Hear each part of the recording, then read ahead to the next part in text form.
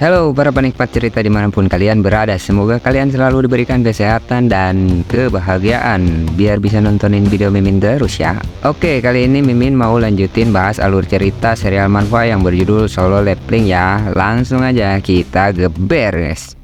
Lizard adalah sebuah sebutan untuk para bajingan yang mirip seperti kadal. Pekerjaan para hunter cukup berbahaya. Jika terjadi kecelakaan di dalam dungeon, itu merupakan hal biasa. Tindakan kriminal kerap kali terjadi akibat sulitnya mencari bukti di dalam dungeon. Semakin lemah seseorang hunter, maka akan semakin cepat dia disingkirkan, dan semakin kuat seorang hunter, mereka akan dicari. Namun, jika mereka tidak berguna atau hanya mengganggu, mereka akan menyingkirkan hunter itu, seperti kadal yang melepas ekornya. Itulah yang mereka lakukan untuk mendapatkan lebih banyak keuntungan. Kembali ke keadaan Jinwoo dan Jinho yang sudah terperangkap di dalam ruang bos monster. Jinho menjadi semakin panik dengan keadaannya sekarang, namun Jinwoo tak bisa bertindak karena sudah masuk di dalam perangkap para bajingan itu. Jinwoo hanya menahan kekesalannya. Jinwoo pun mencoba memahami situasi. Tidak sulit baginya untuk membuat jalan kabur. Namun yang jadi masalah saat ini, bos monster yang sudah terbangun akibat ledakan yang terjadi. Jinwoo hanya bisa menatap kesal keadaan itu.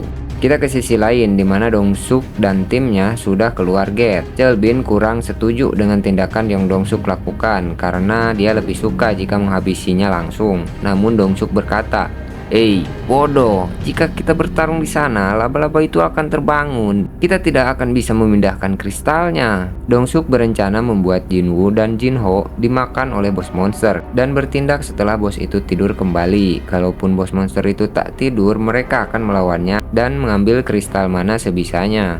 Dongsuk pun berencana untuk mengambil perlengkapan milik Jinho yang harganya cukup mahal. Namun Dongsuk sedikit ragu untuk melawan bos monster laba-laba itu. Kita kembali lagi ke dungeon. Jinho dan Jinwoo kini tengah bersiap menghadapi bos monster di depannya. Jinho menyuruh Jinwoo untuk berlindung di belakangnya, namun Jinwoo tak menghiraukan itu dan tetap fokus mengamati bos monster. Mata yang banyak, mulut yang menjijikan, badan yang besar, kaki yang panjang, dia berada di level yang berbeda.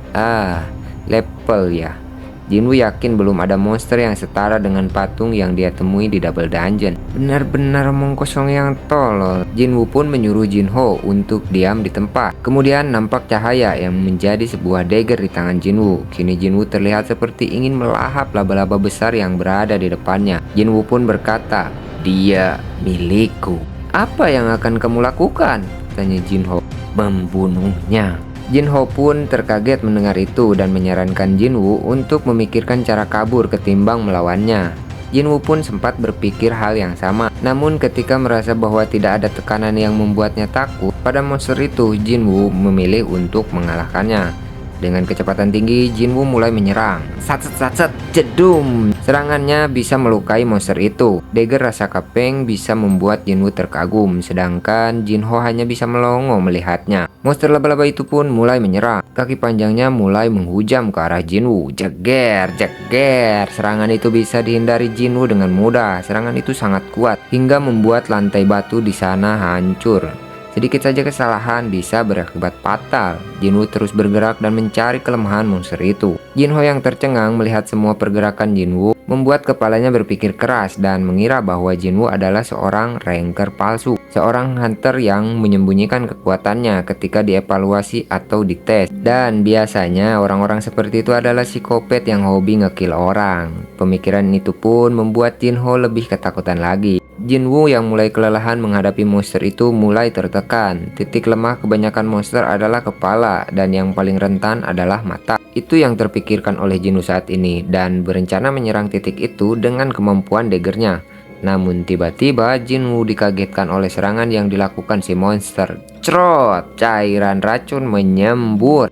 Ternyata monster itu memiliki senjata rahasia yang membuat Jinwoo terpojok. Namun Jinwoo mengaktifkan skill kecepatannya dan Jinwoo melesat dengan kecepatan tinggi dan mendaratkan serangan demi serangan, berharap bisa mengalahkan monster itu dengan cepat. Namun efek dagger tidak berpengaruh pada monster itu. Tingkat kelelahan Jinwoo sudah semakin tinggi, tapi Jinwoo malah menambah kecepatan serangnya dan jedum! Jinwoo terkena serangan dan terpental cukup keras. Serangan berikutnya datang lagi. Jeger! Beruntungnya Jinwoo bisa menghindari serangan itu dan menyerang balik dan crot! Jinwoo bisa mendaratkan serangan di mata monster laba-laba itu. Merasa serangan itu cukup fatal, Jinwoo kembali menghujamkan daggernya terus-menerus dan efek dagger mulai aktif. Notifikasi pengaktifan efek bermunculan mengikuti setiap serangan yang Jinwoo lakukan dan cetar. Cairan kecoklatan tak berhenti keluar dari kepala si monster dan sebuah notifikasi muncul. Bos dungeon telah dikalahkan. Disusul dengan notifikasi naik level. Tring tring tring. Ya, begitulah. Jinho yang melihat Jinwoo mengalahkan bos monster sendirian menjadi yakin kalau Jinwoo adalah seorang ranker palsu. Rasa takutnya tidak bisa ditahan ketika melihat Jinwoo yang kegirangan mencungkil inti mana dari bos monster. Tuan mau menyimpan kristalnya? Silahkan diminum, Tuan. Anda pasti haus. Jinho menjadi salah tingkah menghadapi Jinwoo. Kenapa dia jadi aneh? Apa di matanya aku ini penyelamatnya? Gumam Jinwoo dalam hatinya. Tiba-tiba suara ledakan terdengar. Jedum. Bayangan orang-orang terlihat di balik kepulan asap. Jinwoo pun melihat dengan kesal ke arah itu. Jinwoo kini sudah level 21 dan statusnya sudah sedikit meningkat setelah mengalahkan bos monster sebelumnya. Setelah asap dari ledakan itu hilang, terlihatlah Dongsuk dan timnya sudah kembali. Dongsuk berpikir kalau Jinho telah mengalahkan monster itu karena dia memiliki perlengkapan yang mungkin punya kemampuan khusus. Dongsuk pun berencana agar Jinho memihak pada mereka. Dongsuk pun menanyakan apa benar Jinho itu anak Yu Myung-han dari arsitektur Yujin. Jinho pun mengiyakannya. Kemudian Dongsuk mengajak Jinho untuk bergabung dengan mereka dengan syarat ngekill si Jinwoo. Jika menolak, mereka mengancam akan ngekill mereka berdua. Jinho pun terkaget mendengar tawaran seperti itu. Jinwoo yang mendengarkan semua percakapan itu hanya berkata, "Ini sesuai dugaan. Aku dikhianati karena aku lemah." Jinho yang mendengar itu langsung mengarahkan senjatanya pada Dongsuk. Dongsuk yang melihat itu pun cukup kesal dan menyuruh timnya untuk ngekill yang lemah terlebih dulu. "Apa kalian pernah ngekill orang?" Tiba-tiba muncul notifikasi. Misi darurat telah diajukan. Misi darurat ngekill manusia. Beberapa manusia mengancam player. Kill mereka dan lindungi diri Anda. Jika misi tidak diselesaikan, hukuman akan diberikan. Jumlah yang harus di-kill adalah 8 orang. Jinwoo terkaget melihat rentetan notifikasi itu dan tiba-tiba jeger. Si Gondrong menyerang Jinwoo. Jinho pun begitu shock melihat itu dan Dongsuk masih saja mengajaknya untuk bergabung. Penglihatan Jinwoo kini menjadi kabur akibat benturan keras dari serangan tadi. Pikirannya berkecamuk. Tapi satu hal yang dia sadari, sistem membutuhkan Sung Jinwoo yang kuat. Sistem memaksa Jinwoo buat ngekill ke-8 orang di depannya. Jinwoo sadar bahwa sistem menggunakannya dan dia pun akan menggunakan sistem itu. Itu yang ada di pikiran Jinwoo. Melihat Jinwoo yang masih hidup, orang-orang menyangka si Gondrong tidak serius ketika menyerangnya, yang padahal itu sudah kekuatan penuh si Gondrong. "Kalian main-main dengan nyawa orang. Apa kalian sudah siap atas akibatnya?" ancam Jinwoo sambil mendekati mereka. Namun mereka menanggapi itu seperti lelucon. "Jika kalian pemburu, maka kalian harus siap diburu." Jinwoo kembali mengancam sambil terus mendekati mereka. Seseorang maju dan berniat untuk ngekill si Jinwoo. Dengan sombongnya dia merangkul Jinwoo dan berkata, "Tampaknya kau belum paham situasinya ya." Tanpa orang itu sadari, sebuah dagger yang Jinwoo keluarkan sudah berada di lehernya dan sring, kepala orang itu terpisah dari tubuhnya. Semua orang terkejut melihat Jinwoo dengan dinginnya ngekill orang itu. Dongsuk pun mengucurkan keringat dingin karena tak percaya melihat itu. Jinwoo merasa bersalah meskipun itu adalah paksaan dari sistem. Menguatkan hati untuk tetap bertahan hidup. Ya, masa-masa yang membagongkan buat si Jinwoo sudah cukup membuatnya menderita. Kini sistem yang memberinya kesempatan hidup tidak mau dia sia-siakan. Aura ngekill si Jinwoo udah meluber kemana-mana. Dongsuk pun menyuruh si Gondrong menyerangnya dan tanpa basa-basi si Gondrong melemparkan sihir apinya. Tapi belum sempat api itu menyentuh si Jinwoo, tiba-tiba Jinwoo sudah berada di depan si Gondrong dan berkata, "Sihirmu menyebalkan." Tanpa peringatan, Jinwoo langsung mencincang si Gondrong. Sat. Habislah tuh si Gondrong. Melongoklah si Dongsuk melihat itu dan dua orang bergerak menyerang. Jedar. Tapi Jinwoo menghindarinya dengan mudah dan dengan seketika dia sudah berada di belakangnya dan cerot. Satu tusukan mendarat di punggungnya.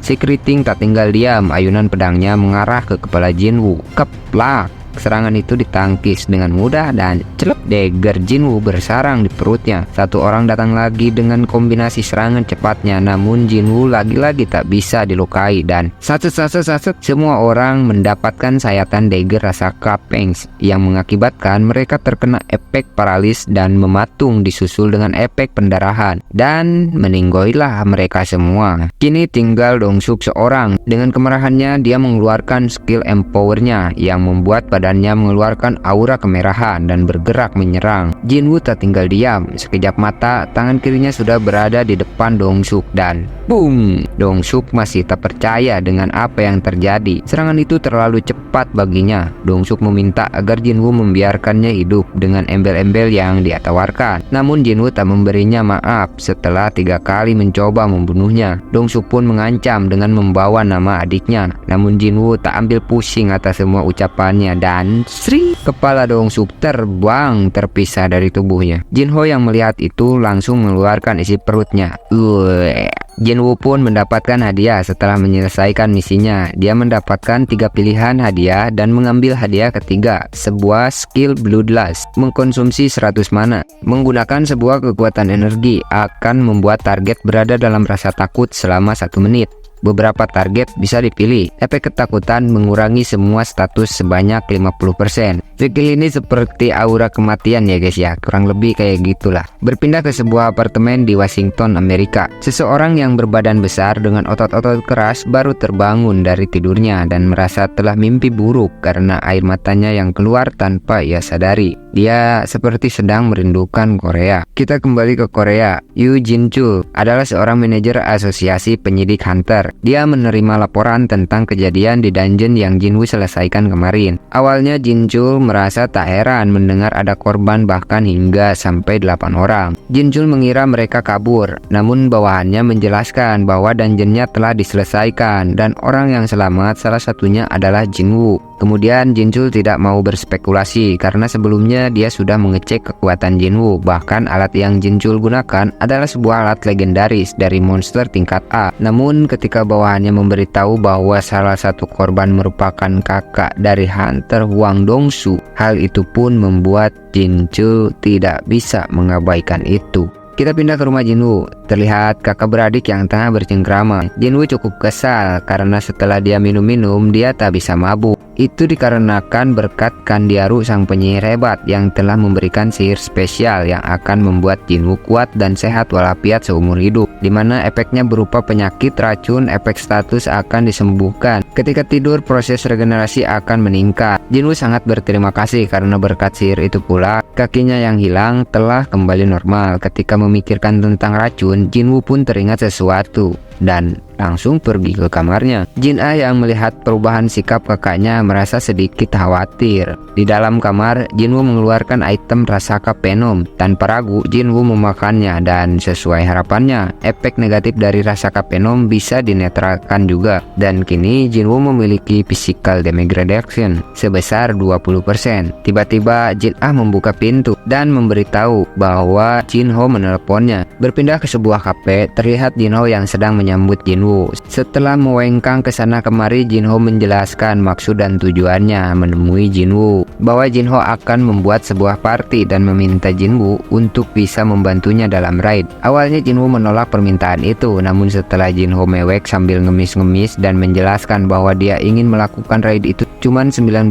kali agar dia bisa mendapatkan lisensi untuk menjadi ketua serikat karena ayahnya akan membuat sebuah serikat. Setelah Jinho menjelaskan detailnya bla bla bla bla bla bla dan berjanji akan menyembunyikan identitas Jinwoo sebagai ranker palsu, akhirnya Jinwoo merasa sedikit tertarik dan menanyakan keuntungan yang akan dia dapatkan. Alangkah terkejutnya Jinwoo setelah melihat proposal yang Jinho sodorkan padanya. Oke, kita lanjut keseruannya di video selanjutnya. Sampai ketemu lagi. See you.